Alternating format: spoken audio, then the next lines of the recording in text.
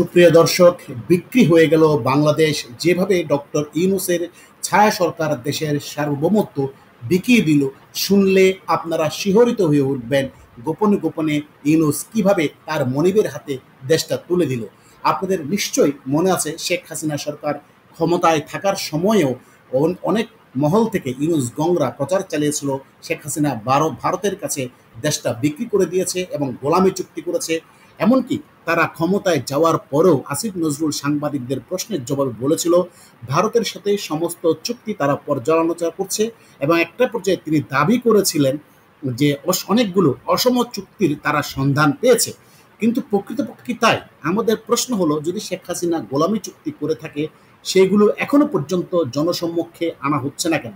এমনকি কোনো চুক্তি বাতিল করতে পর্যন্ত আমরা দেখিনি, বরঞ্চ ভারতের সাথে যে সমস্ত চুক্তি আছে সেগুলো তারা কন্টিনিউ করে যাচ্ছে। পাশাপাশি উল্টো চিত্র আমরা দেখেছি, ভারত বাংলাদেশকে যে সমস্ত সুবিধা দিত, ট্রানজিট সুবিধা সহ বন্দর ব্যবহার করার সুবিধা, সেগুলো পক্ষান্তরে বাতিল করে দিয়েছে। এবং বাংলাদেশের অভ্যন্তরে যা ভারতের যে সমস্ত প্রজেক্ট ছিল বাংলাদেশের জন্য লাভজনক, সেগুলো ভারত একতরফাভাবে বাতিল করে দিয়েছে। পক্ষান্তরে বাংলাদেশ ভারতকে সুবিধা দিচ্ছে এমন কোনো চুক্তি এখনো পর্যন্ত তারা দেখাতে পারেনি। গল্প শুনেছিলাম ২৬ লক্ষ ভারতীয় বাংলাদেশে চাকরি করে, কিন্তু এখনো পর্যন্ত আসিফ নজরুল একজন ভারতীয়কে বের করে দেখাতে পারেনি। বরঞ্চ তিনি দাবি করেছিলেন, তিনি উপদেষ্টা হওয়ার আগেই দাবি করেছেন, পরবর্তীতে তিনি বলেছেন আমি উপদেষ্টা হওয়ার পরে এই কথা আর বলিনি। কিন্তু প্রকৃতপক্ষে শেখ হাসিনা যে দেশপ্রেমিক, সেটা ইউনূসের কর্মকাণ্ড দেখলেই বোঝা যায়।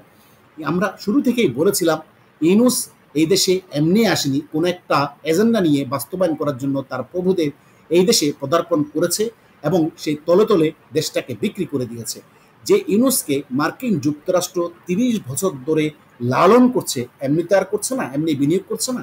ইউনূস যখন যা চেয়েছে তা পেয়েছে, এখন তার প্রভুদের খুশি করার পালা, সময় এসে গেছে। ফলশ্রুতিতে আমেরিকা এবং জাতিসংঘের সহায়তায় দেশের একটা দেশপ্রেমিক বৈধ সরকারকে উৎখাত করে শেষ পর্যন্ত ইউনূস একের পর এক দেশটাকে বিক্রি করে দিচ্ছে। ঠিক কি বিক্রি করে দিয়েছে, কিভাবে বিক্রি করেছে, আমরা আপনাদের সামনে একটু দেখাই, তারপর আপনারা বিবেচনা করবেন কাজটা সত্যি হলো কি না।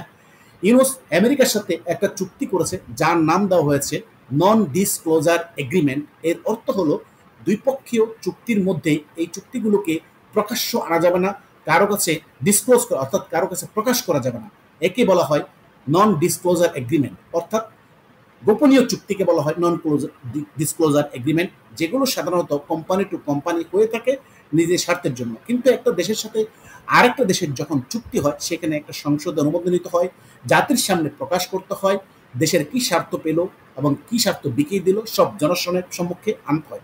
কিন্তু ইউনূস এগুলার কোনো কিছু তোয়াক্কা না করে নন ডিসক্লোজার এগ্রিমেন্ট করেছে, গোপনীয় চুক্তি করেছে। সেই গোপনীয় চুক্তিতে কি আছে আমরা একটু দেখি। আপনাদের নিশ্চয় মনে আছে যে 15% বাংলাদেশের রপ্তানি ক্ষেত্রে আমেরিকাতে শুল্ক দিতে হতো গার্মেন্টস রপ্তানির ক্ষেত্রে।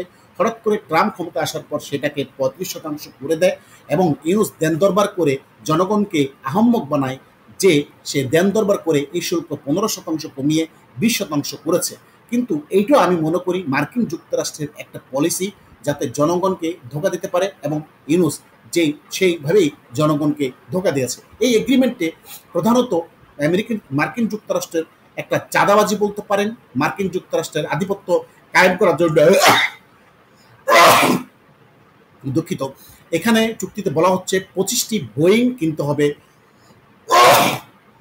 বাংলাদেশকে, 25টি বোয়িং কিনতে হবে, যার আনুমানিক আমি মূল্য ধরতে পারি $8 থেকে $10 বিলিয়ন।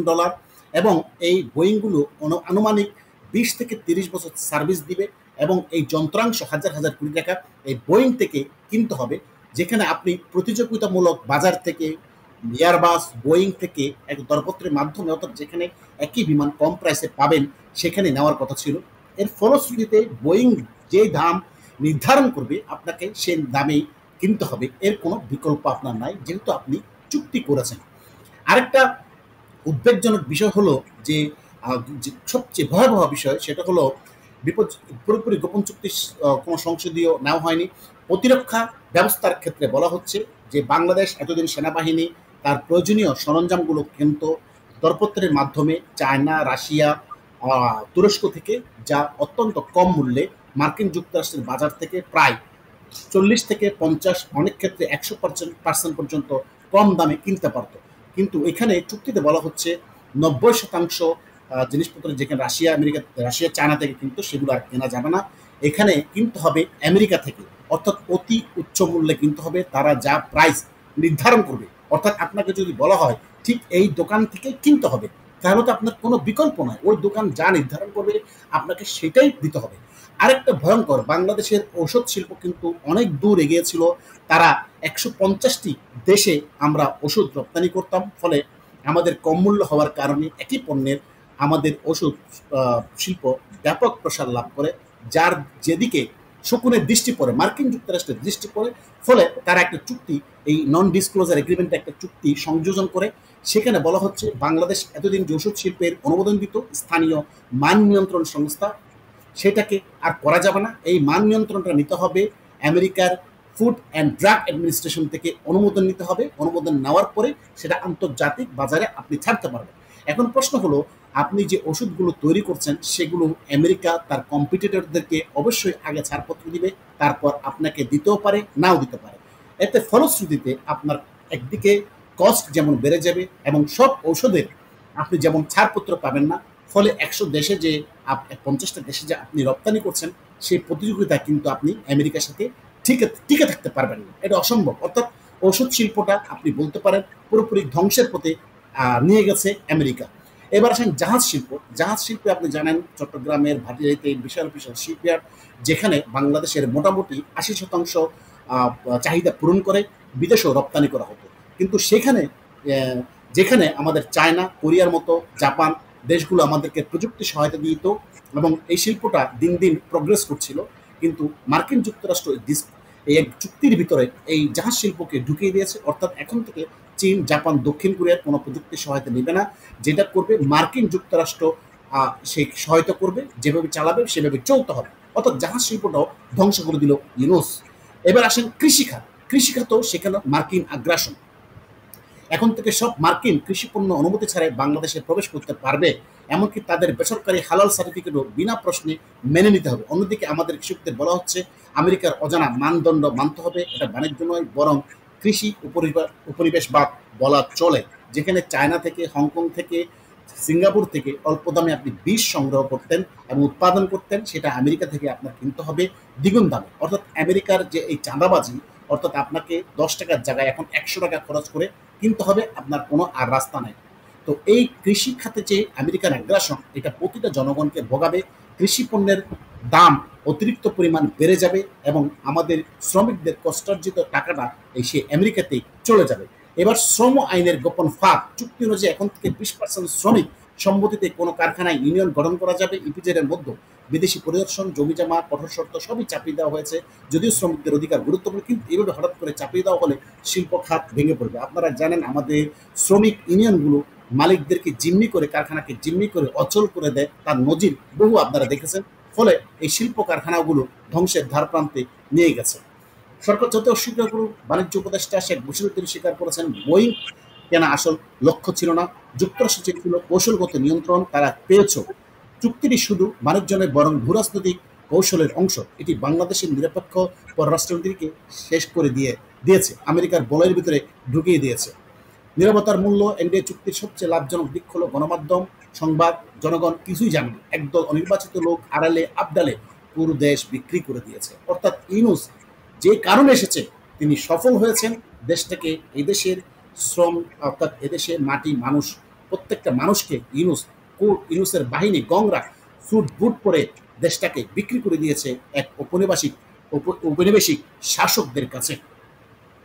এটা একটা দলিল হয়ে থাকবে বাংলাদেশের ইতিহাসে ইউনুসের এই চুক্তি।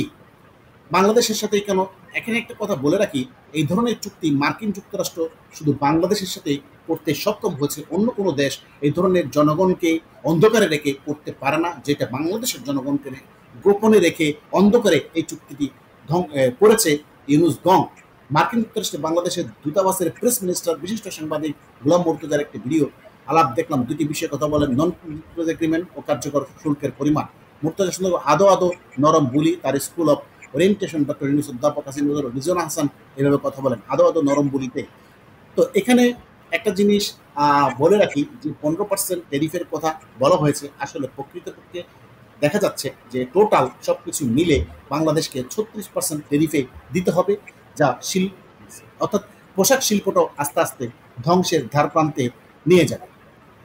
চূড়ান্ত পরে 20টি দেশের সাথে মার্কিন কর্তৃপক্ষের আলোচনা চলছিল রেসিপ্রোকাল ট্যারিফ নিয়ে। এর মধ্যে শুধুমাত্র বাংলাদেশ, মালয়েশিয়া এনডিএ করেছে। তো বাংলাদেশ মালয়েশিয়ার এনডিএর মধ্যে বিরাট ফারাক আছে, যেখানে বাংলাদেশের নেগোসিয়েশন পর্বের শুরুতে ব্যবসায়ীরা ছিলেন না, সেখানে মালয়েশিয়া তাদের ব্যবসায়ীদের সাথে নিয়ে নেগোসিয়েশন, ফলে ব্যবসায়ীরা এনডিএ শর্ত জানতেন।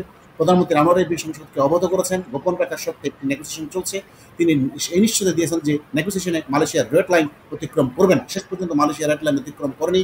বাণিজ্য মন্ত্রী তাদের অভ্যন্তরীণ শিল্পের ভর্তুকি প্রত্যাহার করে অধিক পরিমাণে মার্কিন পণ্য কেনা সর্বোপরি সামগ্রিক বিষয়ে তারা আপোষ রাজি হননি। ফলে ট্যারিফ না কমে 1% বেড়ে গেছে। মালয়েশিয়া এনডিএ কোনো লিখিত আইনি বাধ্যবাধকতা ছিল না, স্রেফ নেগোসিয়েশন চলাকালীন সময়ে কূটনৈতিক শিষ্টাচার। একটা চুক্তি যদি এক দেশের সাথে করতে হয়, সেটা আমরা দেখেছি বরাবরে সংসদে আলোচনা হয়, জাতির সামনে উপস্থাপন করা হয়, কিন্তু এক্ষেত্রে ইউনূস গোপনে গোপনে কামটা সেরে ফেলেছে। আমার সাথে যুক্ত আছে সাংবাদিক আদার হালদার।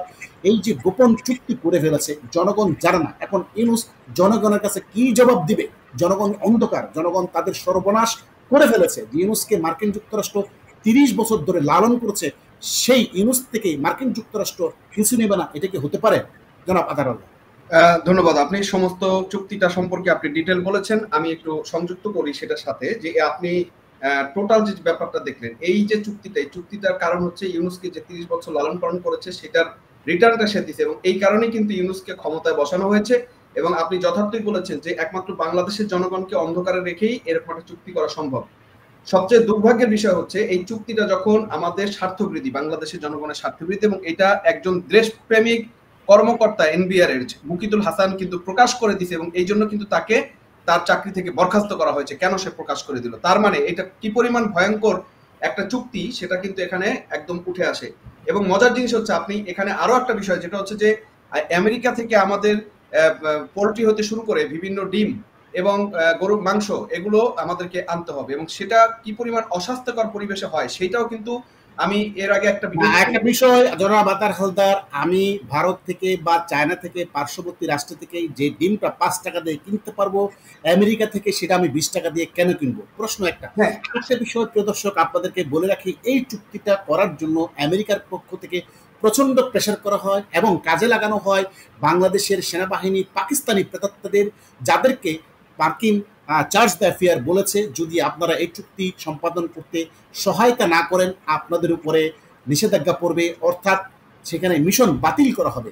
এই বাংলাদেশ কুলাঙ্গার বাহিনী, সেনাবাহিনী এই মিশনের লোভে বাংলাদেশটা বিক্রি করে দিতে বিন্দুমাত্র দ্বিধাবোধ করেনি, এবং তারা সর্বাত্মক সহযোগিতা নিয়ে ইউনূসকে দিয়ে এই কাজটা করেনি। অর্থাৎ ইউনূসের সহযোগী হিসেবে এই সেনাবাহিনী কাজ করেছে এবং জনগণকে অন্ধকারে রেখে। তাহলে সেনাবাহিনী কতটা মির্জাফর, মুনাফেক, তারা সামান্য মিশনের লোভে দেশটাকে আমেরিকার হাতে বিক্রি করে দিল।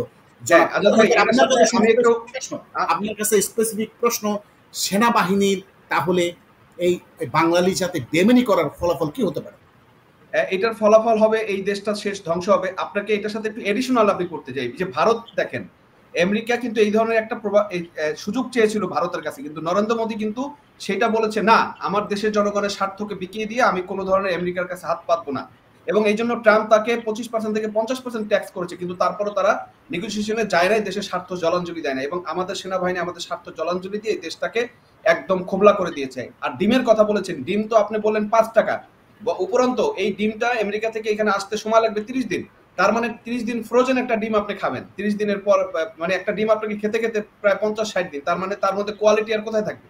এরকম করে প্রত্যেকটা জায়গাতে, এবং আপনার বিমান হতে শুরু করে জাহাজ, আপনার সবগুলো আপনার এই ধন্যবাদ। আমি আর একটা জিনিস সংযোজন করি দর্শকদের উদ্দেশ্যে, সেটা হলো পোশাক শিল্পে 15% শুল্ক কমানো, অর্থাৎ 20% করা, আলটিমেটলি 36% যাওয়া। এখানে আরেকটা বিষয় বলে রাখি, এই চুক্তিতে আরও একটি ভয়ঙ্কর বিষয় আছে, সেটা হলো বাংলাদেশকে এই তুলা, অর্থাৎ গার্মেন্ট শিল্পের প্রয়োজনীয় উপকরণ মালামালগুলো কিনতে হবে আমেরিকা থেকে। অর্থাৎ এখন থেকে চায়না, ভারত থেকে আমরা সুলভ মূল্যে যে পণ্যগুলো আমদানি করতাম, তুলা আমদানি করতাম ভারত থেকে, সেটা আর করা যাবে না, অস্ট্রেলিয়া থেকে আনা যাবে না, এখন সরাসরি কিনতে হবে ভারত থেকে, যার মূল্য ডাবল হয়ে যাবে। ফলে আপনি পোশাক শিল্পের যে মালটা 5 টাকায় বিদেশে রপ্তানি করতেন সেটা আপনি 10 টাকায় বিক্রি করতে হবে, ফলে প্রতিযোগিতার বাজারে 10 টাকা দিয়ে আপনার মাল কেউ কিনবে না। অর্থাৎ পোশাক শিল্পকে কৌশলে আমেরিকা ধ্বংস করে দিল।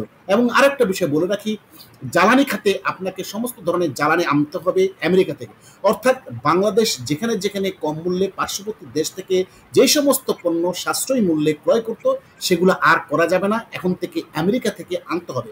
অর্থাৎ মার্কিনিরা যেভাবে বাংলাদেশের উপর এখন চাঁদাবাজের মতো খড়গ দাঁড় করিয়েছে, ইউনূসের ইউনূসের সহযোগিতায়, সেনাবাহিনীর সহযোগিতায়। অথচ আজাদ ভাই, এই যে এলএনজির ইনফ্রাস্ট্রাকচার ডেভেলপমেন্ট, সেটার পিছনে কিন্তু আমেরিকার কোনো অবদান নাই, আমেরিকার কিন্তু সহায়তা নাই, অথচ সেটা এখন তারা ব্যবহার করে তাদের কাছ থেকে এলএনজি নিতে হবে বেশি দামে।